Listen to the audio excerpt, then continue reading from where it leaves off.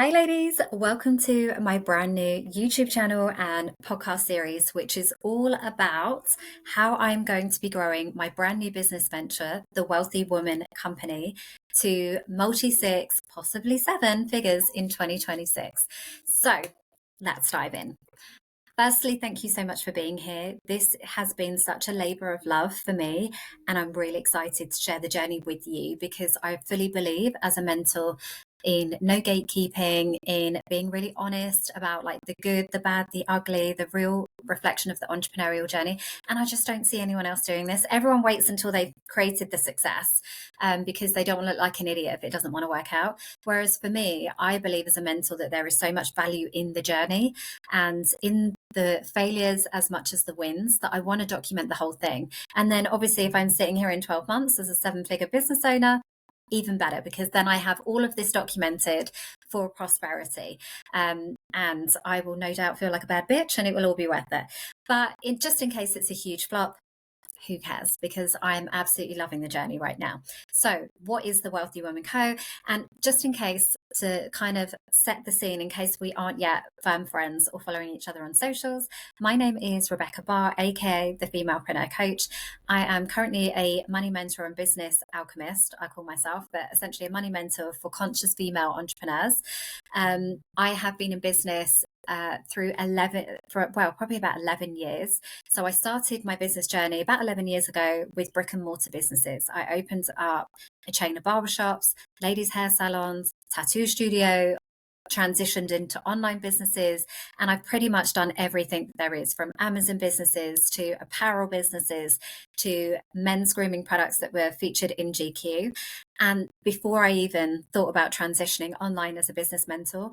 So I always say that I am an entrepreneur at heart, and I'm always looking for new opportunities. I'm always looking for ways to ultimately propel not only my growth, but everybody else's around me. And if I'm honest, I've been coaching for about 7 years, women specifically, to grow their businesses to multi six figures. I also consult with other big name coaches in the space. And I'm a best-selling money mentor author, and I've just got this real passion for supporting women. And I think that has been throughout my DNA. So one of the modalities that I use is human design, and I'm a very spiritual woman. So I, love to bring the mindset with the spiritual, with the strategic, so that it's creating complete wholeness and success for women. And so my relationship with money has been a whole big thing ever since I was a kid. I'm sure I'll go into more depth on this as the show and the journey progresses. But for right now, I just wanted to share essentially like what is the thought process behind having another business. Because here's the thing, coaching is a very lucrative industry. But I have been coaching for about 7 years. First of all, started very organically, just mentoring local women through like universities and the Chamber of Commerce locally here in Surrey, which is where I live in the UK, and just absolutely loved it. I mean, the reality is I've probably been coaching my whole life, supporting and nurturing. And even in my corporate career as a HR development manager. So I absolutely love to develop talent, to get people in the right positions, earning good money, doing their thing and living their best lives. And my entrepreneurial journey and my coaching business has been an extension of that. But throughout the last year, so I'm a mum to six and I had my last baby in January this year. The last 12 to 18 months has been a real like turbulent time for me. And I've really been looking for a new challenge outside of the typical rinse and repeat coaching programs that I saw. I've got a mastermind, I've got an academy, and those are incredible, like beautiful communities that really light me up and give me energy. But I always knew that there was more. I always knew that I've never built my businesses in typical ways or really done life in any typical way. If somebody's doing it this way when everyone else goes left, I've always wanted to go right. And I always knew that there was going to be a return after COVID and everything else to a physical business at some point, because I just love it so much. I love bringing people together. I love part of my human design is, I thrive in creative spaces like kitchens and hubs where people are together.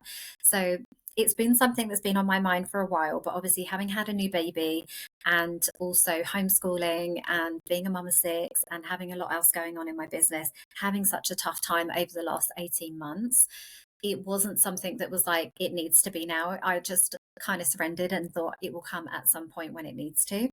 And what that looked like was the universe intervening and saying, okay, like the time is now. So essentially, I put the intention out there. I would like to find a space that is perfectly located. The rates are incredible. The landlord is amazing. And it is perfectly set up so that I can do all of these incredible things. Like, I don't want it to just be one thing. I need a flexible space that allows me to do multiple things, tick all the boxes, because there is no end of ways that I can monetize this space. And I've never lacked inspiration. I've got ADHD. So I've never lacked inspiration of ways that I can do things. So it was like I kind of set out that intention into the universe, and literally a couple of weeks later this space came online, and I couldn't believe it. I actually phoned the agents to double check, because this is a premises that I have driven past multiple times, like a week, for the last 11 years. It's on one of the main roads that takes you into Kingston, and it's never been vacant before in throughout that whole 11 years. So when it was on there, I was like, this can't be right. And then I looked at the rates and I was like, that can't be right. There's no way. Like, I know what I used to pay for a brick and mortar business in the high street, which was just like half a mile down the road from where this one is. That can't be right. And then when I looked at it and looked at all the terms, I was like, that just doesn't make any sense. But I will go anyway. I will put myself out there. I will go and double check and just do my due diligence and just kind of know what's on the market. And I haven't looked at another unit since, because as soon as I walked in, I fell completely in love with the potential of this space and what it could do, not for me, obviously for me as well, because, you know, I'm a mum of six, I need to look after my kids, but for everybody else around me, for women specifically. And I remember this actually came up for me recently. So the reality is the high street is in the decline. It has been for years, as more and more people buy things online, as we become less connected as human beings, as you know, we prefer to stay at home more, work online, retreat more. You know, we're not typically, and obviously, you know, once you have kids, obviously, you're less connected to those around you, because you have so much more energy to hold. You don't have as much time, or, you know, practically, to do these things. But because of that decline, I went into town recently, like literally a couple of weeks ago, for my daughter's birthday. And there was a Christmas market that's just popped up here in Kingston. It's here every year. And it is a fraction of what it used to be. It used to be, when I first had the business, it was the most incredible, beautiful Christmas market. It was absolutely huge. It spread all the way down the high street, around the corner, had loads of things going on. And to the point where family and friends who didn't live in the area would actually come and visit, and it would be amazing. This year, it is like a few stalls in the middle of the marketplace. It's really sad. And I know that, you know, the local Chamber of Commerce or Business Development Unit have done the best with what they can. But obviously, that is a very clear indication that businesses are dying in the local area. So I remember walking home, and because here's the thing, it's a risk for me to take on this business. I don't have huge reserves of savings. I've had to completely finance this personally.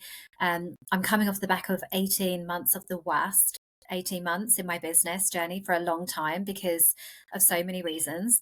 And it's a huge risk. It's something I don't need to do. I could quite happily, like everybody else, continue to grow my business online, have time freedom, maximum profits.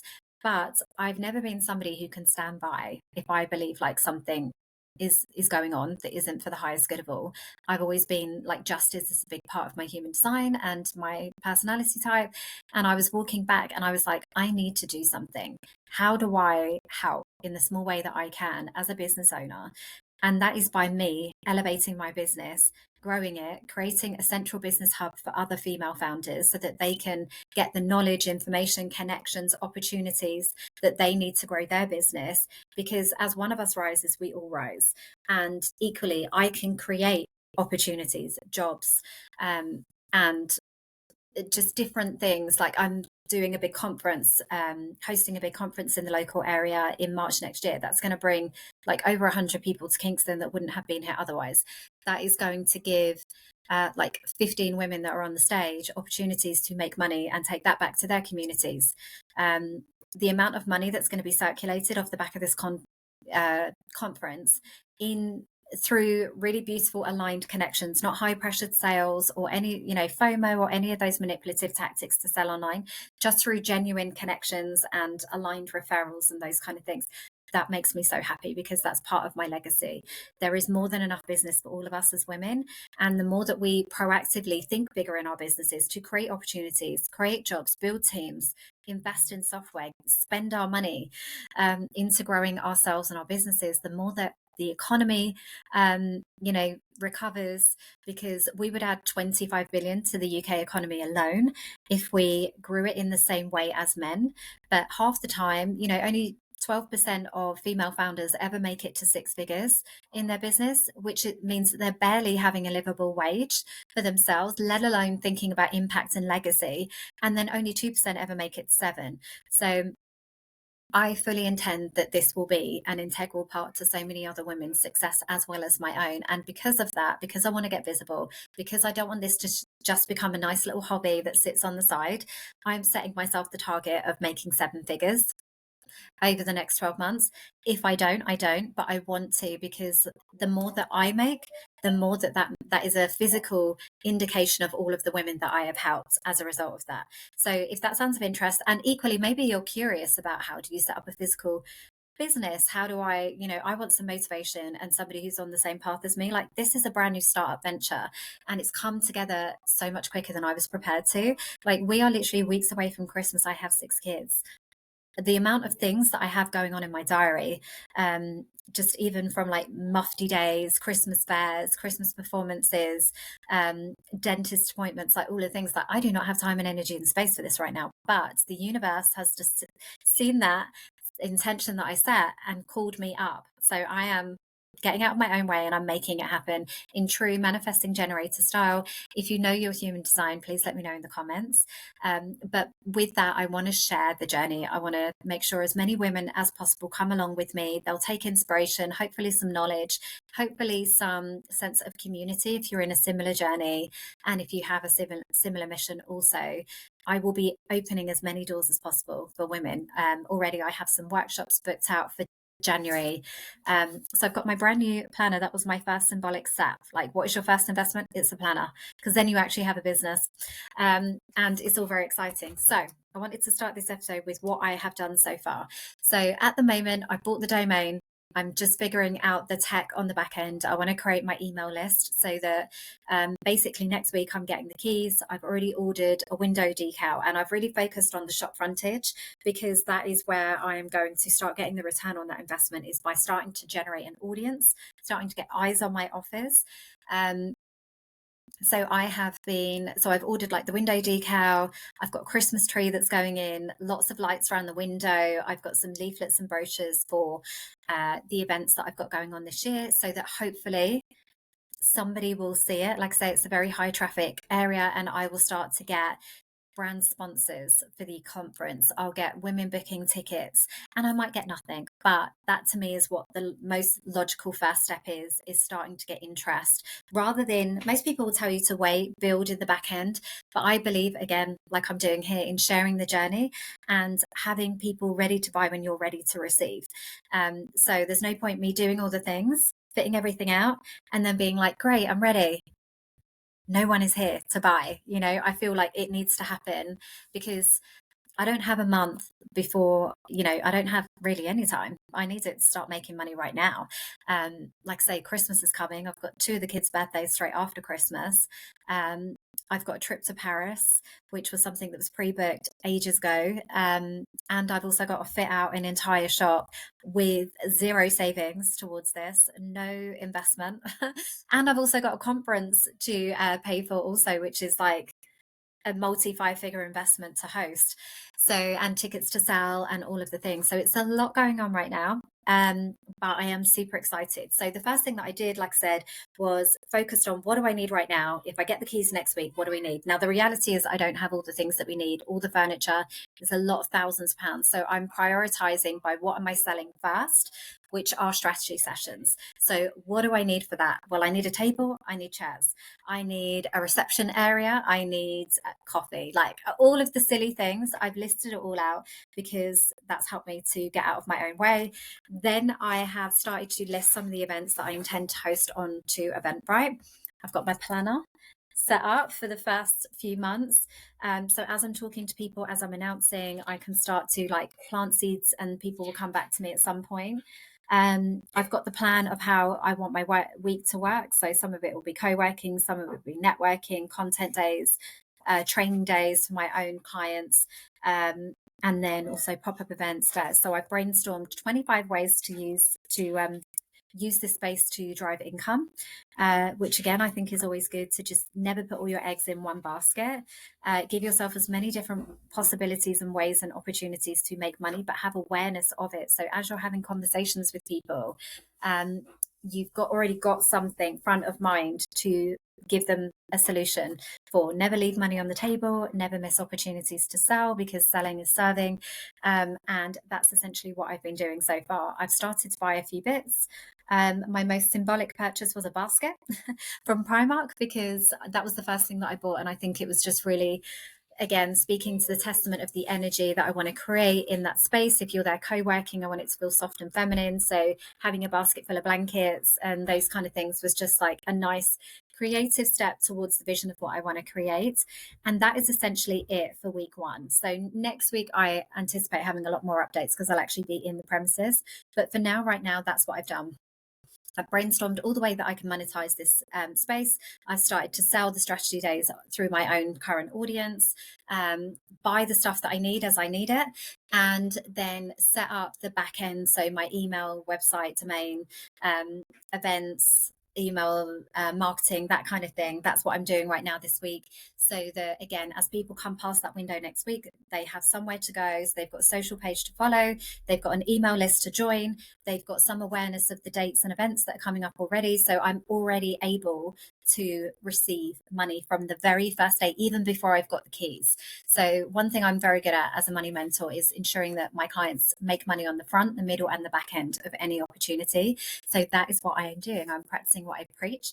So that's my first week's update. Let me know if you'll be following along with the journey, or if you have any tips or any kind of suggestions, any contributions that you'd like to make.